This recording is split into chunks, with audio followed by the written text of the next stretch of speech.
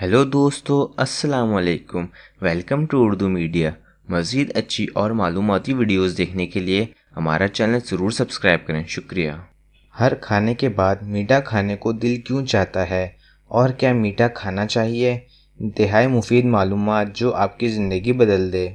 अक्सर आपने महसूस किया होगा कि खाना खाने के बाद आप अपना पेट भरा हुआ होने के बजाय मीठा खाने की हाजत महसूस करते हैं।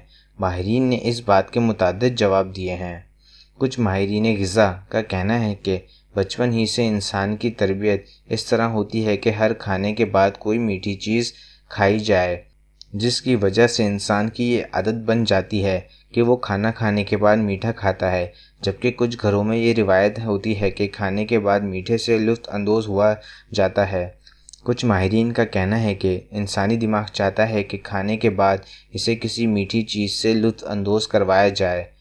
एक नज़रिया ये भी है कि खाना खाने के बाद कुछ देर बाद इंसान का ब्लड प्रेशर कम हो सकता है और इसी में इसे थकान, पसीना आना, कमज़ोरी और बिलावजह भूख लग सकती है। लिहाजा इस हालत से बचने के लिए मीठा एक बेहतरीन चीज़ है। ताहम माहिरीन का इसमें कहना है कि खाने के बाद मीठा ना खाने की सूरत में इंसान अपने खाने को नामुकम्मल महसूस करता है। आप अपनी राय हमें कमेंट बॉक्स में बता सकते हैं। हमारी वीडियो देखने का शुक्रिया। हमारा चैनल सब्सक्राइब करना ना भूलें। अल्लाह हाफ़िज़।